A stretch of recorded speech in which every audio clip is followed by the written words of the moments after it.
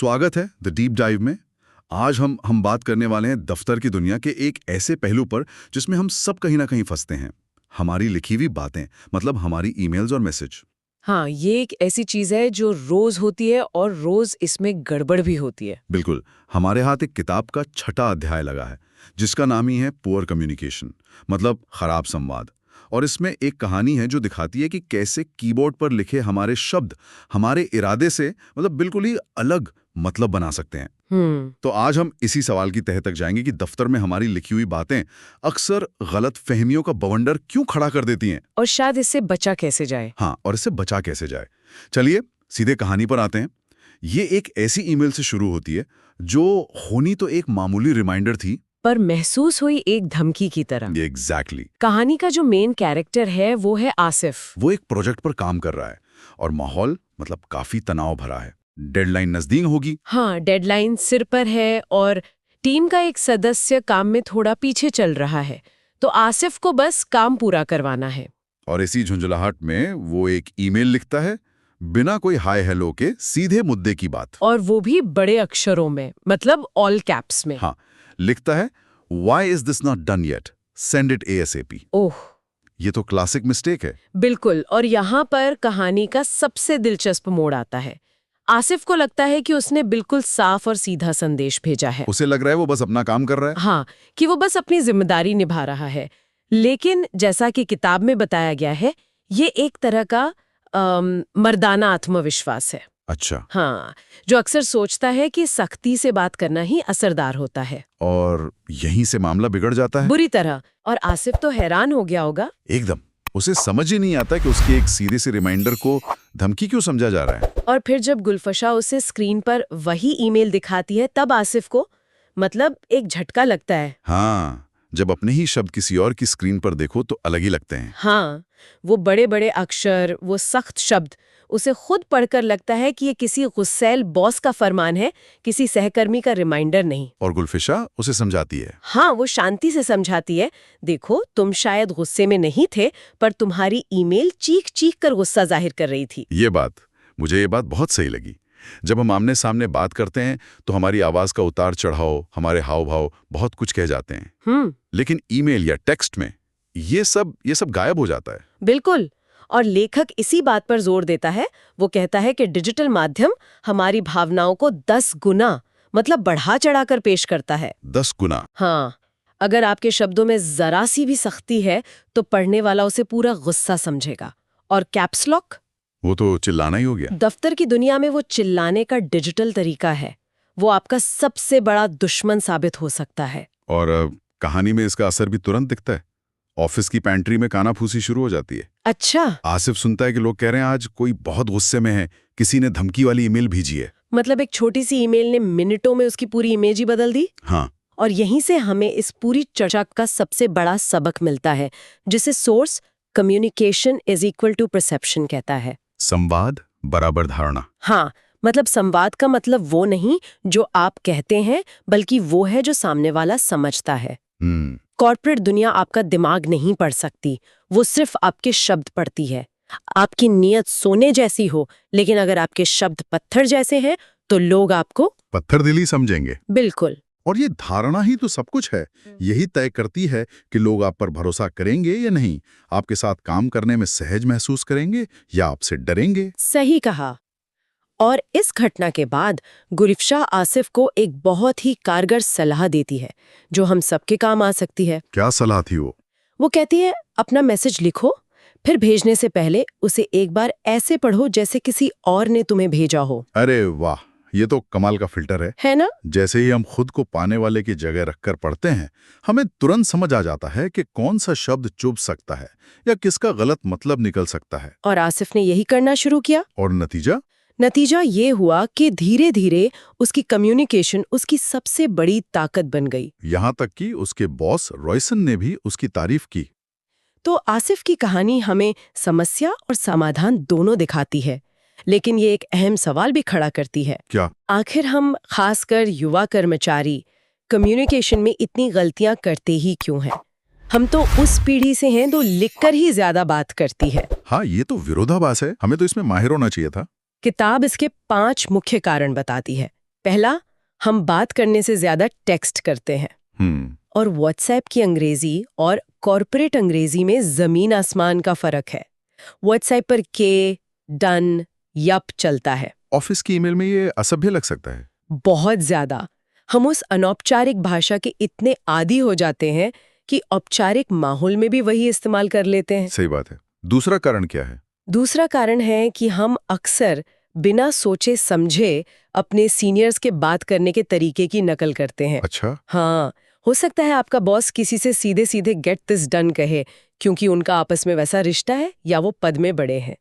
लेकिन जब आप एक जूनियर होकर अपने सहकर्मी से वही भाषा इस्तेमाल करते हैं तो वो अधिकार जताना या रूखापन लगता है। एग्जैक्टली। तीसरे पॉइंट पे तो मैं खुद को गुनहगार मानता हूँ।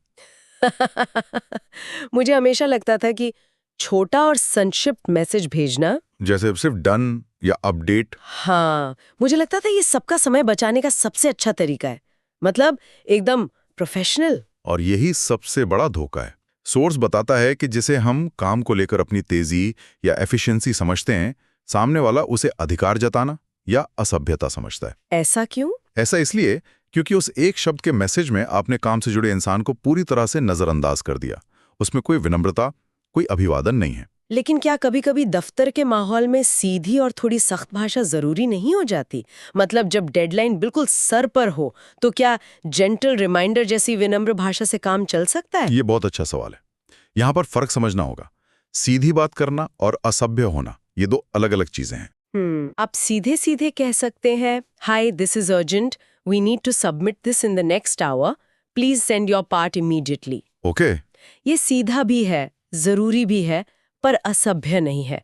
जबकि सिर्फ वेयर इज इट लिखना असभ्य है। संदर्भ देना बहुत जरूरी है। समझ गया। और चौथा कारण क्या बताया गया? चौथा कारण है हम तेजी से प्रतिक्रिया देते हैं और उससे भी तेजी से लिखते हैं। किसी की ईमेल पढ़कर हमें गुस्सा आया और हमने तुरंत अपनी भावनाओं को कीबोर्ड पर उतारकर भेज दिया। ओ हाँ, ये तो होता है। लेखक इसे भावना और कीबोर्ड का खतरनाक मेल कहता है। एक बार जब शब्द बाहर निकल जाते हैं तो आप उन्हें वापस नहीं ले सकते। सच है। और पांचवा कारण? पांचवा है स्पष्टता की कमी। हम आधी अधूरी जानकारी के साथ ईमेल भेज देते हैं। अच्छा, जैसे कि? जैसे प्लीज चेक दिस फाइल। अब कौन सी फाइल, उसमें क्या चेक करना है, कब तक बताना है? हाँ, फिर इन सवालों के जवाब पाने के लिए ईमेल का एक लंबा सिलसिला शुरू हो जाता है। वो अच्छे और बुरे संवाद के बीच का फर्क भी बहुत साफ उदाहरणों से दिखाता है। हाँ, वो उदाहरण कमाल का था। जैसे बुरा तरीका है अपडेट, क्या हुआ, वाई गिले।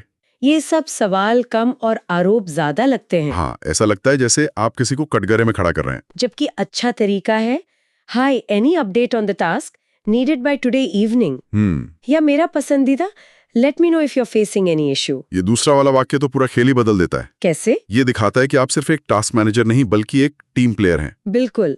और यही विश्वास बनाता है।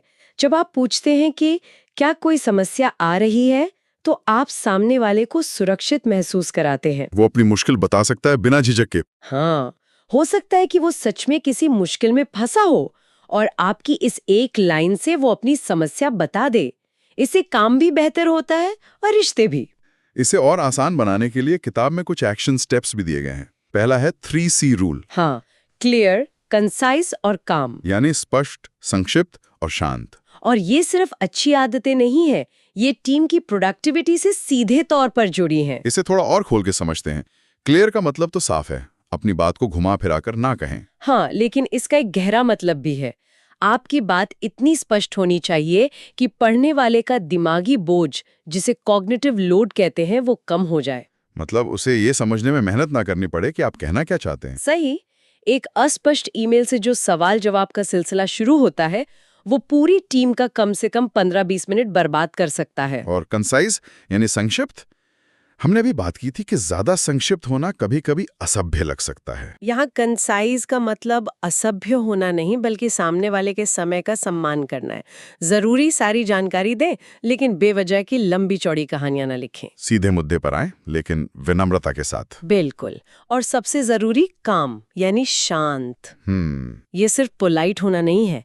शांत टोन बनाए रखना ऑफिस में एक तरह की मनोवैज्ञानिक सुरक्षा, मतलब साइकोलॉजिकल सेफ्टी बनाता है। अच्छा। अच्छा, जब लोगों को पता होता है कि गलती होने पर या देरी होने पर उन पर चिल्लाया नहीं जाएगा, तो वे बिना डरे समस्याएं सामने लाते हैं, और समस्याएं जब जल्दी पता चलती तो हैं। जल्दी सुलझ भी जाती है। एग्जैक्टली। किताब में कुछ और भी बहुत ही व्यवहारिक सुझाव दिए गए हैं, जैसे कभी भी गुस्से में ईमेल या मैसेज ना लिखें। हाँ, अगर आप किसी बात पर नाराज हैं तो मैसेज टाइप करें, उसे ड्राफ्ट में सेव करें और 10 मिनट बाद दोबारा पढ़ें। ये एक लाइफ सेविंग टिप है। ज्यादातर मामलों में 10 मिनट बाद आप खुद ही उस मैसेज की भाषा को नरम कर देंगे। ये तो मैंने खुद ट्राई किया है और ही काम करता है। इसके अलावा हमेशा हाय, हेलो या गुड मॉर्निंग जैसे पोलाइट ओपनर्स का इस्तेमाल करें। ये 1 सेकंड का काम है, पर ये आपके मैसेज की पूरी टोन सेट कर देता है। और एक और बात जो मुझे बहुत जरूरी लगी, हमेशा डेडलाइन का जिक्र करें। Need this by today 5 PM। हाँ, इससे कोई कंफ्यूजन नहीं रहता, वरना ASAP का मतलब हर किसी के लिए अलग हो सकता है। सही बात है। बिल्कुल। और आखिरी लेकिन सबसे अहम बात, ये समझना कि कब लिखना बंद करके फोन उठा लेना चाहिए। हाँ, ये बहुत जरूरी है। अगर कोई मामला जटिल है या उसमें गलतफहमी की गुंजाइश है, तो एक छोटी सी कॉल 10 ईमेल के बराबर होती है। लिखने में जो बात समझाने में घंटों लग सकते हैं, वो फोन पर 2 मिनट में साफ हो जाती है। तो इस पूरी चर्चा को अगर समेटें तो सार ये है कि दफ्तर में संवाद सिर्फ जानकारी का आदान प्रदान नहीं है। नहीं, बिल्कुल नहीं।